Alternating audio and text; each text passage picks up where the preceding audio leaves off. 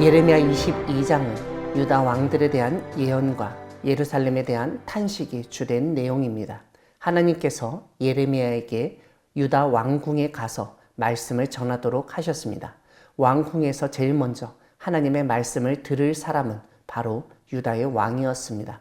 그리고 그의 신하와 백성과 더불어서 하나님의 말씀을 듣는 것입니다. 예레미야가 외쳐야 할 말씀은 바로 공평과 정의를 행하라는 것이었습니다. 이것은 하나님께서 다윗 왕가에게 바라시는 통치 방식 혹은 정치 이념이라고 할 수 있습니다. 이러한 공평과 정의를 행하는 정책으로 세 가지가 제시됩니다. 첫 번째로는 탈취당한 자를 압박하는 자의 손에서 건지는 것입니다. 두 번째는 이방인과 고아와 과부를 압제하거나 학대하지 않는 것입니다. 세 번째는 살고 있는 그곳에서 무죄한 피를 흘리지 않는 것입니다. 오늘 말씀을 보면 공의를 행한다는 것은 사회적 약자가 억압되지 않고 억울하게 목숨을 잃는 일이 있어서는 안 된다는 것임을 알 수 있습니다. 다음 말씀은 이러한 공평과 정의를 행해야 한다는 하나님의 말씀을 듣고 그대로 살 경우와 듣지 않고 살 때 하나님께서 어떠한 반응을 보이시는지를 알려줍니다. 먼저 하나님의 말씀대로 따라 산다면 다윗의 왕들과 백성이 병거와 말을 타고 지금 살고 있는 문으로 들어올 수 있을 것이라고 말씀하십니다. 하지만 만약 하나님의 말씀을 듣지 않고 행하지 않는다면 그 집이 폐허가 되어버릴 것이라고 말씀하십니다. 오늘 말씀 가운데서는 이러한 말씀을 하시는 하나님은 스스로 맹세하신다고 하심으로써 그러한 일을 반드시 행할 것이라고 강조하십니다. 이제 하나님은 유다 왕궁을 파멸할 자를 준비하시겠다고 말씀하십니다. 이 말씀은 단지 예루살렘 성, 유다 왕국만의 멸망이 아닌 유다 왕국 전체가 파괴되어 망하게 되는 것을 묘사한 것입니다. 이러한 모습을 보고 외국인들은 야훼 하나님이 이스라엘의 신인데도 불구하고 예루살렘과 그 왕국을 멸망시켰다는 점을 인정하고 있는 것을 볼 수 있습니다. 그렇게 벌하신 이유를 그들이 자기의 하나님 여호와의 언약을 버리고 다른 신들에게 절하고 그를 섬겼기 때문이라고 밝힙니다. 오늘 본문 10절에서는 죽은 사람의 죽음을 슬퍼하지 말고 지금 살아있는 사람을 위해서 슬퍼하라고 당부하고 있습니다. 이 사람의 이름이 바로 뒷부분에 나타납니다.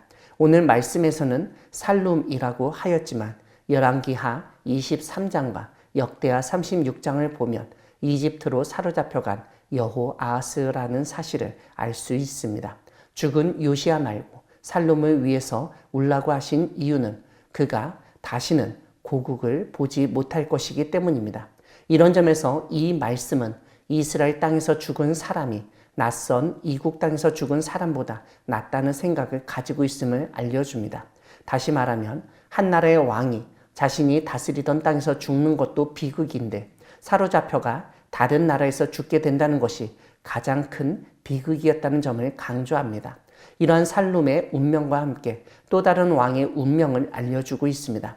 오늘 본문을 보면 여호야김 왕이 백성을 괴롭히고 노동 착취를 하면서 자신의 왕궁을 화려하게 지은 점을 지적하고 있습니다. 14절은 그가 그러한 건축을 하기 전에 내가 나를 위하여 광대한 집과 광활한 다락방을 지으리라고 했다고 알려줍니다. 이러한 여호야김을 하나님은 꾸짖으십니다. 그의 아버지 요시야는 그러한 건축보다 공평과 정의를 행하였음을 다시 한번 일깨워주고 있습니다. 16절에서는 요시야가 가난한 자와 궁핍한 자를 신원하고 형통하였다고 합니다. 여기서 신원이라는 말로 번역된 히브리어는 누구의 권리를 찾아두다는 뜻을 가지고 있습니다. 이와는 대조적으로 17절에서 하나님은 여호야김에게 내 눈과 마음은 탐욕과 무죄한 피를 흘림과 압박과 강포를 행하려 할 뿐이었다고 말씀하십니다. 그러므로 재난이 임할 것을 선포하십니다. 이 재난 예언은 두 가지인데 그가 죽어도 울어줄 사람이 없을 것이며 여호야김이 예루살렘 문 밖으로 던져져 매장당할 것이라는 내용입니다.